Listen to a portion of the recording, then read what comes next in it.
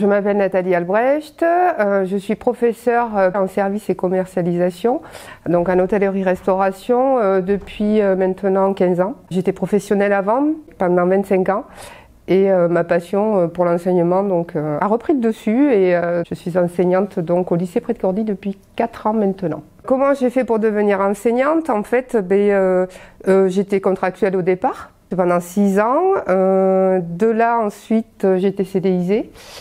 Sous contrat avec l'Éducation nationale et ensuite j'ai passé le concours réservé aux contractuels que j'ai eu avec succès. Ça a été compliqué mais ravie, je suis ravie en fait. J'ai été accompagnée par mon inspecteur bien sûr, par mes collègues aussi qui ont été très présents. Au niveau professionnel ça allait très bien.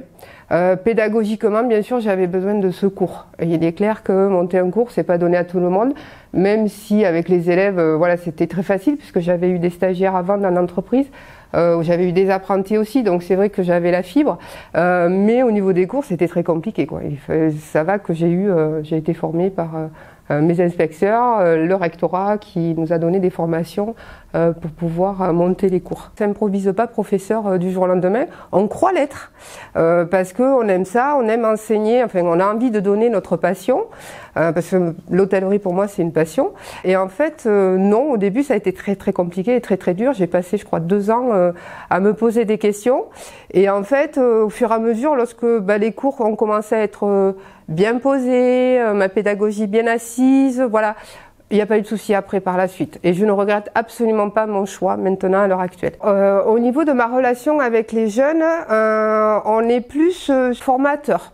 On a ce côté professeur, mais en fait on essaie d'instaurer un climat de confiance avec les élèves. C'est des élèves qui au collège étaient un peu avaient lâché un petit peu les cours et qui sont pas sûrs d'eux du tout.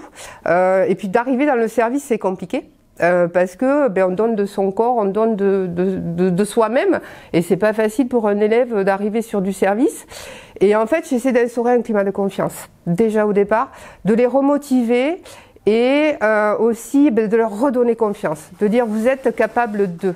Parce que c'est des élèves qui sont plus motivés et donc du coup là, on essaye de redonner ce climat de confiance à l'élève et de lui dire non, tu peux y arriver, tu n'es pas nul, c'est juste que tu n'as pas trouvé ta voie. T'es pas forcément scolaire, tu es peut-être plutôt professionnel. Et là, en plus, les élèves, ils s'éclatent après, quoi. Ils ont vraiment un sentiment que l'école, finalement, c'est fait pour eux. Les signes qu'il est confiant, en fait, c'est qu'il est plus ouvert. Il sourit déjà dans ma partie. Il sourit, il est à l'écoute, il est plus introverti. Il arrive à travailler, il arrive à écrire, il arrive à étudier. Et il a des résultats. Et ça, c'est énorme.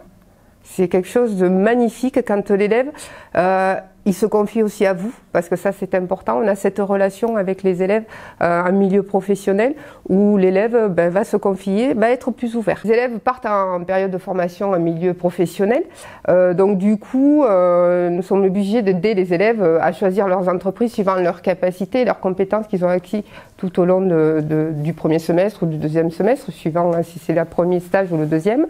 Et bien sûr on les contacte pour savoir ce qu'ils peuvent faire, comment ils vont évoluer dans l'entreprise, sur quoi ils vont être notés aussi. On s'appelle souvent avec les entreprises. Il peut y avoir un décalage entre le monde scolaire et le monde professionnel. Nous, en service ou en technologie, on va leur donner des bases qui vont leur permettre de travailler dans n'importe quel établissement. Et donc on attend de nos collègues professionnels, parce que c'est avant tout des collègues, qui continuent cette formation. Nous on leur donne des bases, et suivant là où ils vont aller dans les entreprises, ils vont apprendre d'autres choses, mais toujours avec nos bases à nous, et ils vont dévier un petit peu sur les bases. Voilà, tout simplement. Le retour de stage, on l'exploite de différentes façons. On demande à l'élève, même si nous on a nos bases, de me montrer comment il a fait dans son entreprise, tout simplement. Ça lui permet déjà de se valoriser et de dire moi j'ai appris comme ça. Et je pense que quand il en arrive là, c'est qu'il a compris qu'en entreprise, justement, on a nos bases à l'école et en fait on peut faire différentes façons de travailler. Et c'est ce qu'il faut qu'ils comprennent, l'apprenant. Cette branche de l'hôtellerie-restauration, je vois une évolution, surtout au niveau du service, qui est très compliquée. Même si on est à l'ère du numérique, de tout ce qui est technologique, et les élèves ont peur du service. C'était déjà ça à l'époque, il y a quelques années, mais là plus ça va, le métier ne fait plus rêver, le service, puisqu'on ne voit que la cuisine et la pâtisserie à la télé. Et c'est dommage parce qu'on a un service à la française qui est réputé dans tous les autres pays et qui n'est pas reconnu chez nous. Et ça c'est dommage parce qu'on a du savoir-faire, on a un vrai savoir-faire.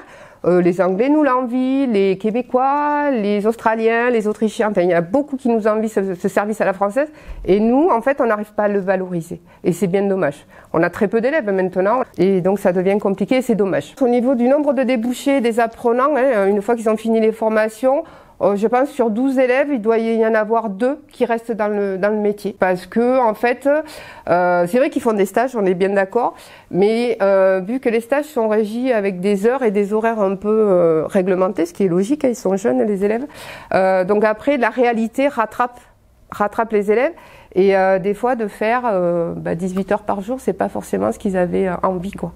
Bien sûr, je pense pouvoir accueillir un public en mixité. Parce qu'on n'est pas tout à fait en décalage, on arrive à avoir les deux et j'aimerais avoir un public en mixité aussi, ayant travaillé avec des apprentis dans ma partie professionnelle, bien sûr je pense que oui, j'arrive à évoluer sur ma pédagogie, j'arrive à différencier un petit peu mes pédagogies aussi, puisque venant du milieu professionnel, voilà, je sais faire les deux aussi.